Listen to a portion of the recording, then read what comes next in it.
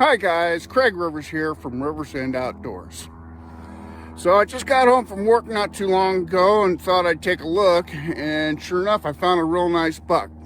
So I actually got him, and just gotta figure out how to show him to you guys. But here he is. I will it's a 3x2. Let me turn this camera around so you guys can get a better view of them.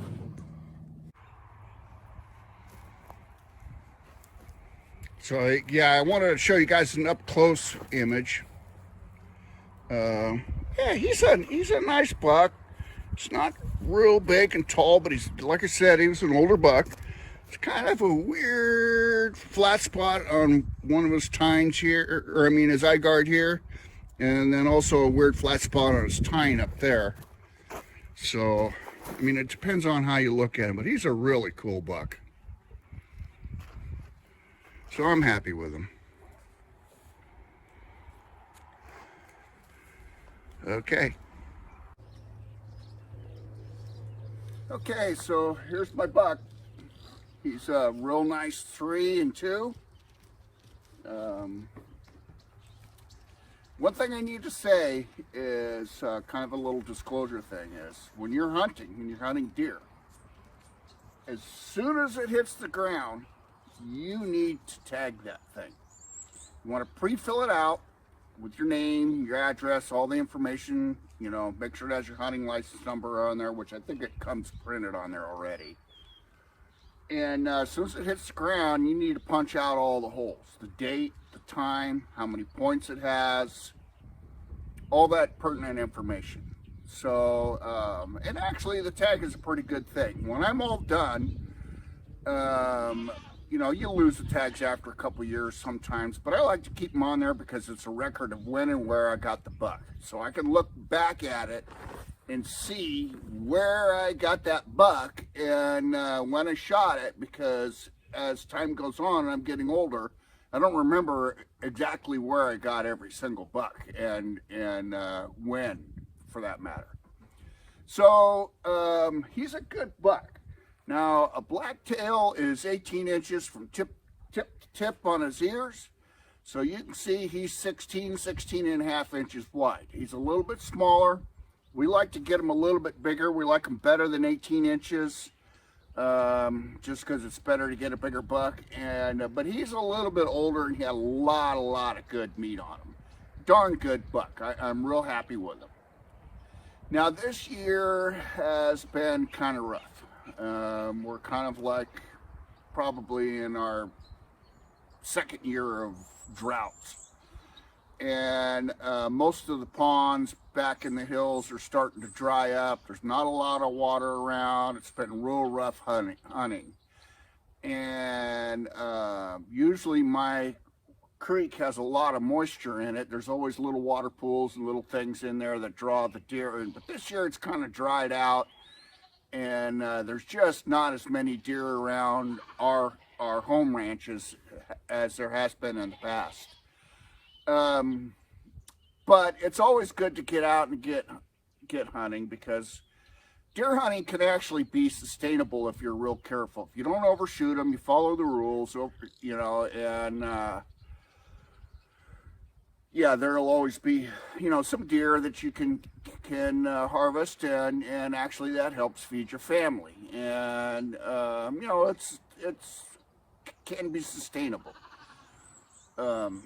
And none of that, it's good to get out and get going. For me, when I go out and I go hunting, like especially if I go up in the hills or back in the hills, and I go and I'm sitting and watching, I see things that I don't normally see. I see, you know, eagles and hawks, and you know, it's a little different than working around the ranch, because when you're working around the ranch, you're focused on what you're working on. I don't care if it's putting in a fence post, nailing up a board, or what you're doing. You're focused on that. You're not looking around.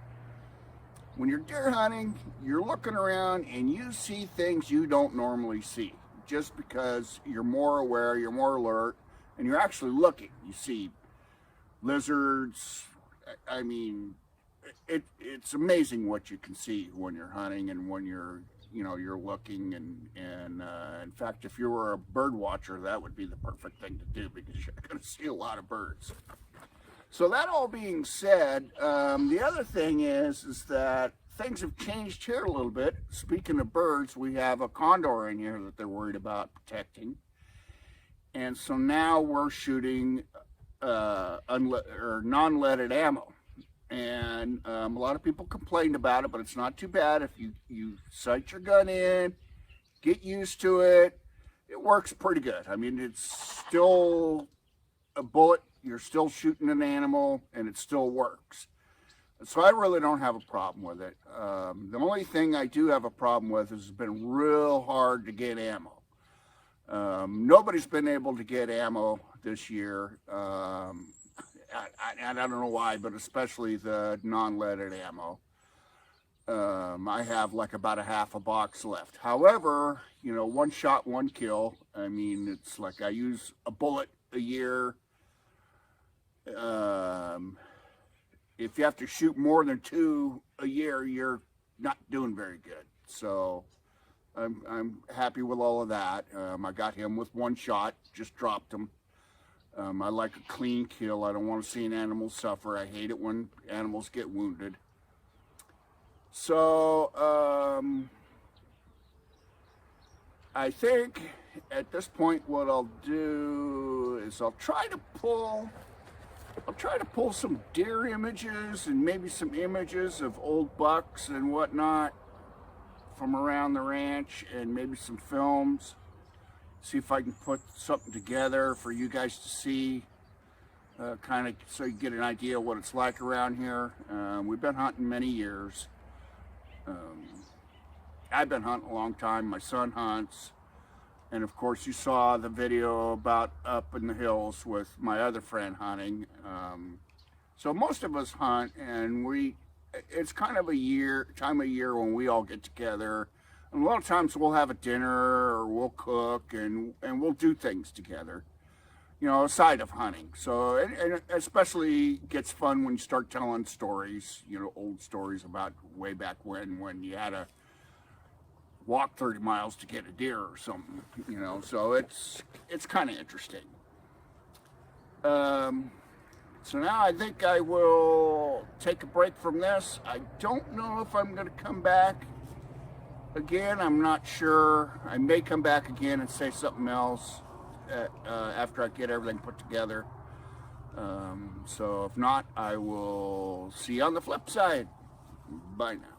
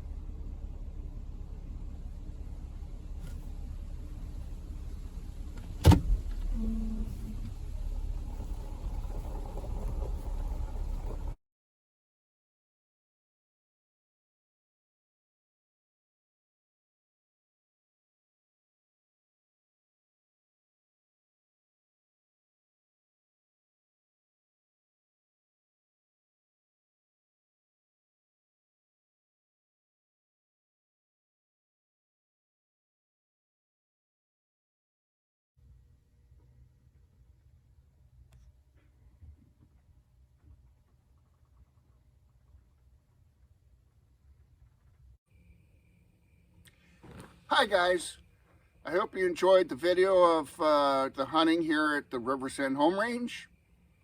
A little bit of history there, and yeah, it's good to get outside. It's good to do things, and it doesn't have to be hunting.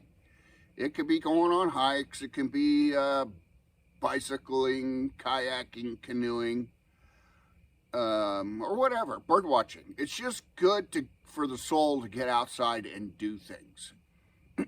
So that being said, I hope you're all doing well. I hope you're enjoying your adventures, whatever they may be, and you're having the opportunities to do that. And other than that, I think that's going to be about it. And I would like you to please like and subscribe. And I will see you on the next video. Bye now.